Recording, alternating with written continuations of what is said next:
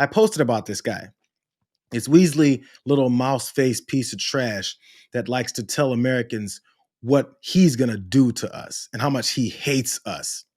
But they wonder why people say they can't stand this administration and their fascist tendencies. They have no one that they're sending to school in this city. They have no jobs in this city. They have no connections to this community at all. But they're the ones who've been advocating for the 1%, the criminals, the killers, the rapists, the drug dealers. And I'm glad they're here today. Because me, Pete, and the Vice President are all going to leave here, and inspired by them, we're going to add thousands more resources to this city to get the criminals and the gang members out of here. We're going to dismantle those networks, and we're going to prove that a city can serve for the law-abiding citizens who live there. We are not going to let the communists destroy a great American city, let alone the nation's capital. And let's just also address another thing. All these demonstrators that you've seen out here in recent days, all of these elderly white hippies, they're not part of this city and never have been. And by the way, most of the citizens who live in Washington, D.C. are black. This is not a city that has had any safety for its black citizens for generations. And President Trump is the one who is fixing that with the support of the Metropolitan Police Department, the support of the National Guard, and our federal law enforcement officers. So we're going to ignore these stupid white hippies that all need to go home and take a nap because they're all over 90 years old, and we're going to get back to the business of protecting the American people and the citizens of Washington, D.C. Stephen Miller there, one of the main top advisors for Donald Trump, who moves like he's itching, and all the roaches and bugs and snakes that are in his heart and around his neck keep trying to seep out of the collar of his shirt. That garbage decided to take his ass to Washington, D.C. and scream at people and call people names, and had also the audacity to talk as if he has any kind of concern for black citizens of D.C. That's as this administration rolls through the streets and completely directly targets them. The same administration that called the neighborhoods that many of those folks live in slums because of who they are. This guy thinks somehow he's going to convince people that after he's had this role in this administration, this racist, fascist administration, he can walk in there with Pete Hegseth and J.D. Vance and tell people who they are, because these 90-year-old white hippies should go take a nap. And that's why he brought up those protesters, because he definitely didn't like the way that J.D. and Pete were seen as they walked through, I believe it was Union Station. Wherever they went in the city, they were treated like this. I heard you, buddy.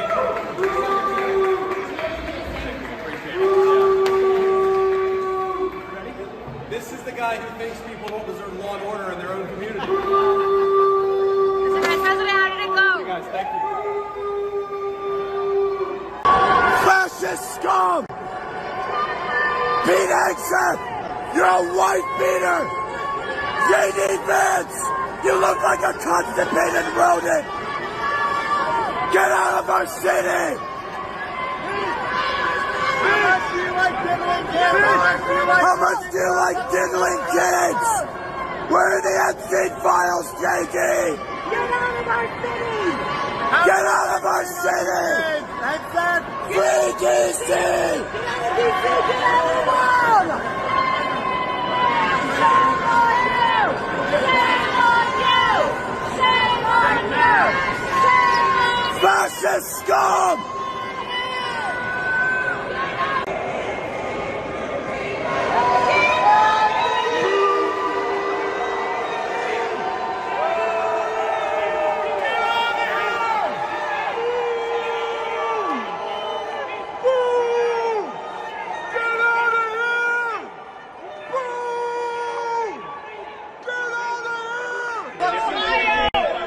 You, Pete. Nazis.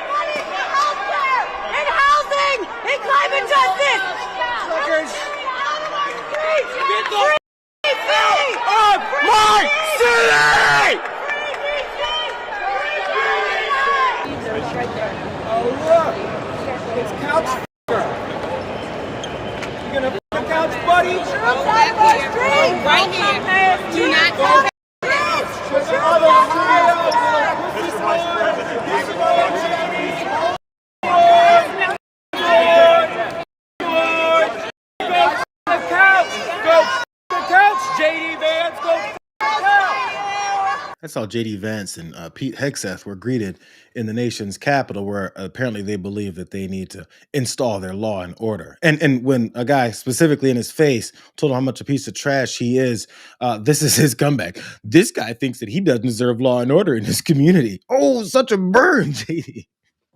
Couch. Oh, I'm sorry. A constipated rodent. I appreciated that one. That one was funny. I hadn't heard that one before. But they came into the city to show this show of force to back up what they've been doing for the past week or so, when they've sent National Guard troops and federalized the police force and started attacking the community, but then passing it off as people loving everything that they're doing because they're fascists and they honestly don't care what people are saying. So the more that people see the way that they were reacted to as they walk through the city, as the way also these military guys have been responded to as they walk through the city with guns out and masks up and military style helmets on and military vehicles trolling through the streets, the way that they always said those fascist Democrats would do. As they do that, he walked inside this bunker looking situation where he decided to go ahead and greet some of these law enforcement people and these military folks. And it was just as awkward as you could imagine because JD Vance is awkward.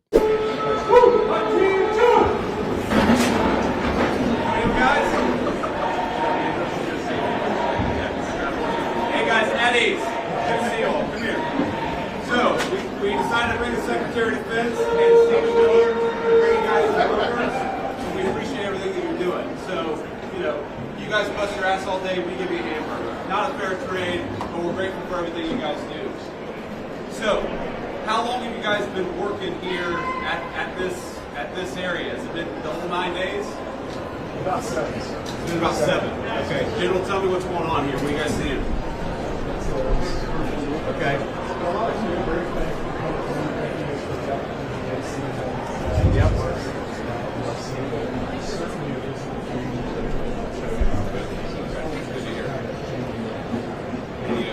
Well, a lot's changed in the past 7 days. It's actually kind of amazing.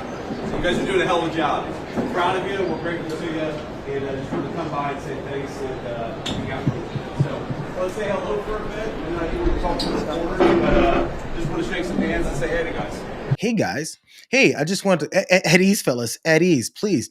How long you guys been here? So what's been going on? Hey, have you guys assaulted any children today? Have you beat up any black people? How about some other minorities? Hey, what'd you guys do with those homeless people? How was that? Yo, did those tents, are they really there? How are you guys doing? I just want to come around and shake some hands. Man, get out of here. This guy's supposed to act like he's connecting with people. They had him on the plane or wherever the hell he came in from and said, JD, just go in there and start chopping it up with your fellow armed service guys and act like you really know how they are. At ease, fellas, at ease. Man, I'm not sure if this guy was actually ever in the military because this guy's square as hell. So, but he still walks in and tries to have this photo op, which I just want to shake you a couple of y'all's hands, fellas. How about you still actually try and connect with folks? Or maybe they don't want to be there doing that stuff. Right as he's trying to shake some hands and have his photo op, there's still people screaming and booing and calling him an asshole. God, I'm so tired of these people. President, why are troops stationed here at Union Station on the National Mall instead of areas in D.C. where crime is statistically highest? Well, if you've ever been to Union Station in the last few years with your family, you know that crime is actually extremely high right here in Union Station. You have vagrants, you have drug addicts, you have the chronically homeless, you have the mentally ill who harass, who threaten violence, who attack families, and they've done it for far too long. This should be a monument to American greatness. This should be a place where you can come and share a meal or go shopping with your family. It should not be a place where parents of small children are afraid to bring them because, to Stephen's point, we've empowered criminals over the people who actually need public safety in the city.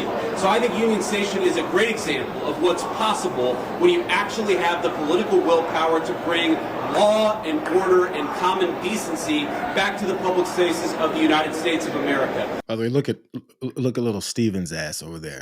Look at little guy. So JD Vance, the problem is the reasons why they're stationed, that military personnel are stationed with huge armored vehicles, are stationed at Union Stations because there's vagrants, homeless people, and the mentally ill. that apparently are destroying people throughout the city. Why does it keep changing who all the criminals are? Because just yesterday, as they were talking about the slums and the black folks and the migrants that have come in, those folks are the ones that are destroying everybody. But now it's the unhoused and it's the mentally ill. It sounds so Nazi-like. It's like they're Nazis or something. But what they're there to do, why there's military in the middle of Washington, D.C., and why they federalized the police force is because of vagrants. Where did the vagrants come from? Are they American citizens? Did the system screw them over and get them on the streets? Are they veterans, J.D. Vance? Do they have mental health issues because they're PTSD that they've experienced right after they got back from serving this country, and then the system chewed them up, spit them out, cut their health care, and said, F you. I wonder why they're on the streets, JD. And your ass is standing there as if you're better than anybody else. Man, this guy's a disgrace to the entire country. This is actually what happened on the streets of Washington, D.C. as these military vehicles are rolling down up and down the streets. Are you kidding me right now?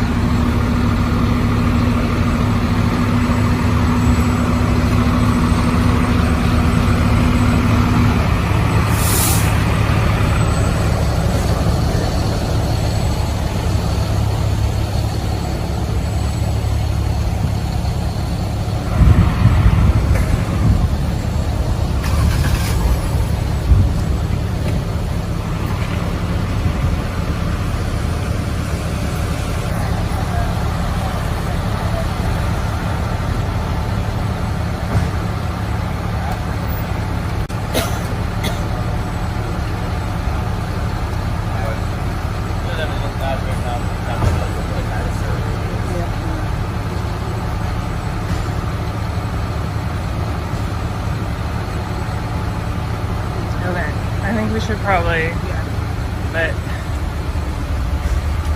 so you come to our city, this is what you do? Seriously? Not sure how clearly you guys could see it, but there was a huge military vehicle in the middle of the streets there in Washington, D.C. that had T-boned a driver, a resident of the city that they're keeping safe as they drive through their normal vehicles with this kind of vehicle. An armored National Guard vehicle collided with a civilian car on Capitol Hill on Wednesday morning as troops continue to take up positions around the city during Trump's crackdown on crime and immigration violations. Losers. One person was trapped inside the car and had to be extracted by emergency responders. So that vehicle was an armored, mine-resistant vehicle that's like 10, 15 feet off the ground.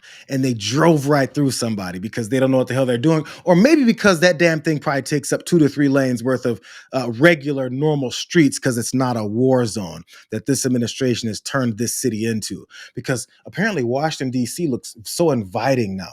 People want to show up and see people with long guns in their faces and say, what are you doing? Where are you going? When are you going to go home? As a matter of fact, go home now or get in the back of this vehicle.